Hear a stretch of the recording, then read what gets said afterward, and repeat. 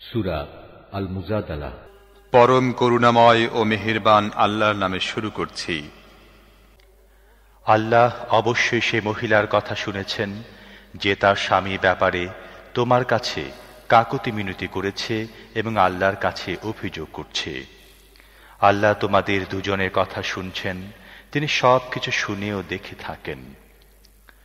তোমাদের মধ্যে যারা নিজেদের স্ত্রীদের সাথে জিহার করে তাদের স্ত্রীরা তাদের মা নয়, তাদের মা কেবল তারাই যারা তাদেরকে প্রসব করেছে। এসব লোক একটা অতি অপছন্দনীয় ও মিথ্যা কথাই বলে থাকে। প্রকৃত ব্যাপার হল আল্লাহ মাফ করেন, তিনি অতীব ক্ষমাশীল। যারা নিজের স্ত্রীর সাথে জিহার করে বসে এবং তারপর নিজের বলা সে কথা প্রত্যাহার করে, এমত অবস্থায় তারা পরস্পরকে স্পর্শ করার পূর্বে একটি ক্রীতদাসকে মুক্ত করতে হবে। এর দ্বারা তোমাদের উপদেশ দেয়া হচ্ছে, তোমরা যা করো আল্লাহ সে সম্পর্কে অবহিত। যে মুক্ত করার জন্যে কোনো ক্রীতদাস পাবে না সে বিরতিহীনভাবে 2 মাস রোজা রাখবে, উভয়ে পরস্পরকে স্পর্শ করার পূর্বেই। যে তাও পারবে না সে 60 জন মিসকিনকে খাবার দেবে। তোমাদেরকে এই নির্দেশ দেওয়া হচ্ছে এজন্যে যাতে তোমরা আল্লাহ ও তাঁর রাসূলের উপর ঈমান আনো। এগুলো আল্লাহ নির্ধারিত হুদ। কাফেরদের জন্য রয়েছে কষ্টদায়ক শাস্তি। যারা আল্লাহ এবং তার রাসূলের বিরোধিতা করে তাদেরকে ঠিক সেইভাবে লাঞ্ছিত ও অপমানিত করা হবে যেভাবে তাদের পূর্ববর্তীদের লাঞ্ছিত ও অপমানিত করা হয়েছে। আমি পরিষ্কার ও স্পষ্টভাবে সব নির্দেশ নাজিল করেছি। কাফেরদের জন্য রয়েছে অপমানকর শাস্তি। এই অপমানকর শাস্তি হবে সেই দিন যেদিন আল্লাহ তাদের সবাইকে জীবিত করে উঠাবেন এবং তারা কি কাজ করে এসেছে তা জানিয়ে দেবেন। তারা ভুলে গিয়েছে, কিন্তু আল্লাহ তাদের সব কৃতকর্ম সযত্নে সংরক্ষণ করেছেন। আল্লাহ সব বিষয়ে সর্বাধিক অবহিত। আল্লাহ যে আকাশ ও পৃথিবীর প্রতিটি জিনিস সম্পর্কে অবহিত, সে ব্যাপারে তুমি কি সচেতন নও? যখনই 3 ব্যক্তির মধ্যে কোনো গোপন কানাঘুষা হয় তখন সেখানে আল্লাহ অবশ্যই চতুর্থ জন হিসেবে উপস্থিত থাকেন। যখনই 5 জনের মধ্যে গোপন সলা পরামর্শ হয় তখন সেখানে ষষ্ঠ জন হিসেবে আল্লাহ অবশ্যই বিদ্যমান থাকেন। গোপন সলা পরামর্শকারীরা সংখ্যায় এর চেয়ে কম হোক বা বেশি হোক এবং তারা যেখানেই থাকুক আল্লাহ তাদের সাথে থাকেন। তারপর কিয়ামতের দিন তিনি তাদেরকে জানিয়ে দেবেন তারা কে কি করেছে। আল্লাহ সর্বজ্ঞ। তুমি কি তাদেরকে দেখনি যাদেরকে কানাঘুষা করতে নিষেধ করা হয়েছিল, তথাপি তারা সে নিষিদ্ধ কাজ করে চলেছে। তারা লুকিয়ে লুকিয়ে পরস্পরে গুনাহ, বাড়াবাড়ি এবং রাসূলের অবাধ্যতার কথাবার্তা বলা বলি করে। আর যখন তোমার কাছে আসে তখন তোমাকে এমনভাবে সালাম করে যেভাবে আল্লাহ তোমাকে সালাম করেনি।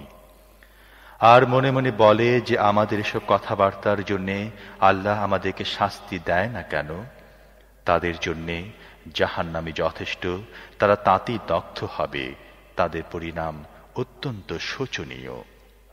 হে ঈমানদারগণ, তোমরা যখন পরস্পরে গোপন আলাপ আলোচনায় লিপ্ত হও তখন পাপ, জুলুম, রাসূলের অবাধ্যতার কথা বলা বলি করো না, বরং সততা ও আল্লাহ ভীতির কথাবার্তা বলো এবং যে আল্লাহর কাছে হাসরের দিন তোমাদের উপস্থিত হতে হবে তাকে ভয় করো।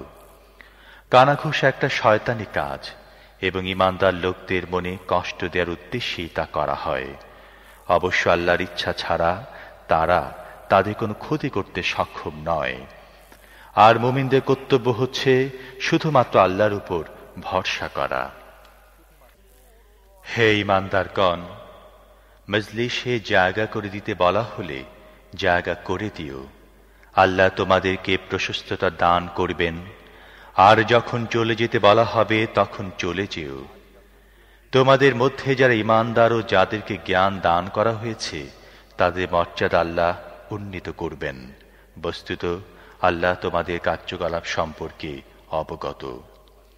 হে ঈমানদারগণ, তোমরা যখন রসুলের সাথে গোপন আলাপ করো তখন আলাপ করার আগে কিছু সদকা দিয়ে দাও, এটা তোমাদের জন্য অপেক্ষাকৃত ভালো ও পবিত্র। তবে যদি সদকা দিতে কিছু না পাও তবে আল্লাহ ক্ষমাশীল ও দয়াময়। গোপন আলাপ আলোচনা করার আগে সদকা দিতে হবে ভেবে তোমরা ঘাবড়ে গেলে নাকি? ঠিক আছে, সেটা যদি না করতে চাও, বস্তুত আল্লাহ তোমাদেরকে তা থেকে অব্যাহতি দিয়ে দিয়েছেন। তাহলে নামাজ কায়েম করতে, যাকাত দিতে থাকো এবং আল্লাহ ও তাঁর রসুলের আদেশ নিষেধ মেনে চলতে থাকো। মনে রেখো, তোমাদের কার্যকলাপ সম্পর্কে আল্লাহ ওয়াকিফাহাল। তুমি কি তাদের দেখনি যারা এমন এক গোষ্ঠীকে বন্ধু বানিয়ে নিয়েছে যারা আল্লাহর গজবে নিপতিত? তারা তোমাদেরও নয়, তাদেরও নয়। তারা জেনেও বুঝে মিথ্যা বিষয়ে কসম করে। আল্লাহ তাদের জন্য কঠিন শাস্তি প্রস্তুত করে রেখেছেন। তারা যা করছে তা অত্যন্ত মন্দ কাজ। তারা নিজেদের কসমকে ঢাল বানিয়ে রেখেছে, এর আড়ালে থেকে তারা মানুষকে আল্লাহর পথ থেকে বাধা দেয়।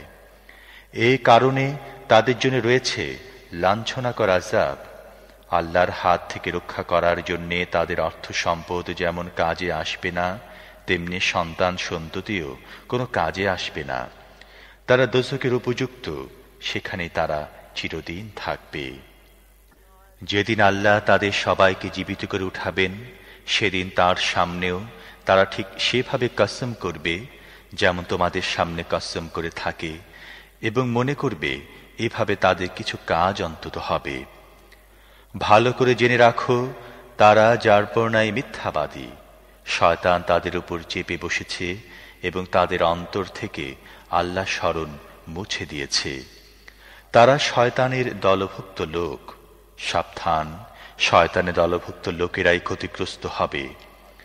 যারা আল্লাহ এবং তার রসুলের মোকাবিলা করে, নিঃসন্দেহে তারা নিকৃষ্টতর সৃষ্টি। আল্লাহ লিখে দিয়েছেন যে তিনি এবং তার রসুল অবশ্যই বিজয়ী হবে।